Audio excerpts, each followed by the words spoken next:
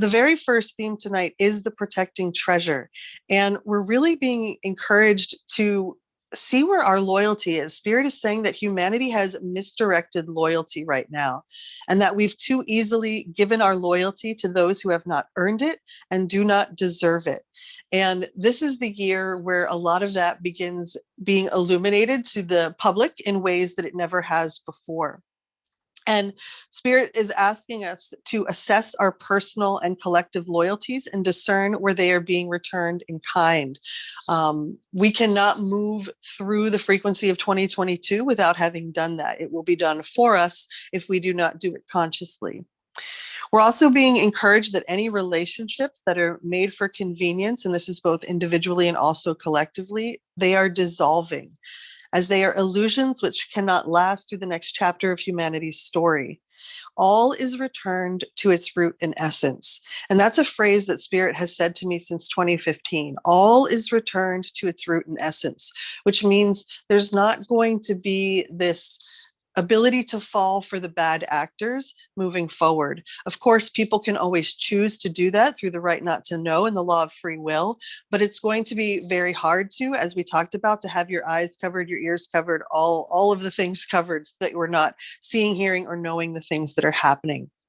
Once again, we're encouraged to release our ties to polarity, so we cannot be favoring one side over another. This is a vulnerability born of fear, which leads to us ultimately being taken advantage of by the powers that were. This imbalance in relationship, Spirit said, is due to our conscious choice. We have the choice to be sovereign.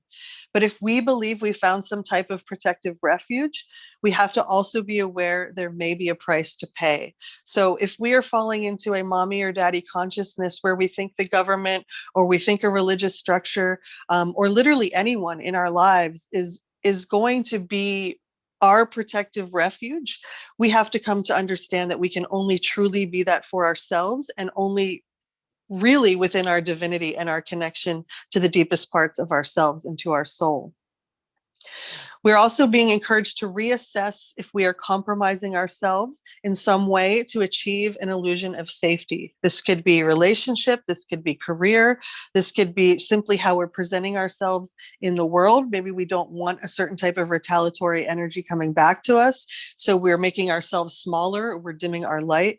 We are really encouraged to assess if we are compromising ourselves and what are we trying to achieve through this illusion of safety.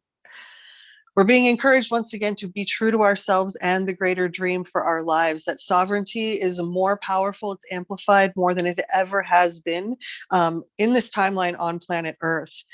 Know that the right people and the resources we need will be granted to us to further the path for our highest good. However, we must remain cautious and aware of the give and take in all of our relationships and our projects at this time, both personal, professional, and collective. Spirit says, do not give away the farm for a smile. So there's this feeling of being charmed. The good sense of humanity is being charmed or enchanted out of us. And we're being encouraged not to give away our sovereignty, that it really is everything right now. And the lyrics from the song Possession by Sarah McLachlan were the last part of this meditation. And they were, through this world I've stumbled, so many times betrayed, trying to find an honest word, to find the truth enslaved. So Spirit acknowledging right now that the truth is enslaved, and it can feel when you are awake and aware to this, that this group think or this hive mind has taken over. This mind virus has possessed, including many of the people that I'm sure that we love and care for. And so just know that Spirit is acknowledging that this is a challenging time, but we are encouraged to notice any place where we're compromising ourselves or misdirecting our loyalty, because we are the ones actually holding the anchor and the light for this next form of humanity's reality, like where we are moving into the soul's density. And we need to make sure that we are standing in our integrity at all times, or to the best of our ability, at least acknowledging ourselves and taking accountability and responsibility for when we are not.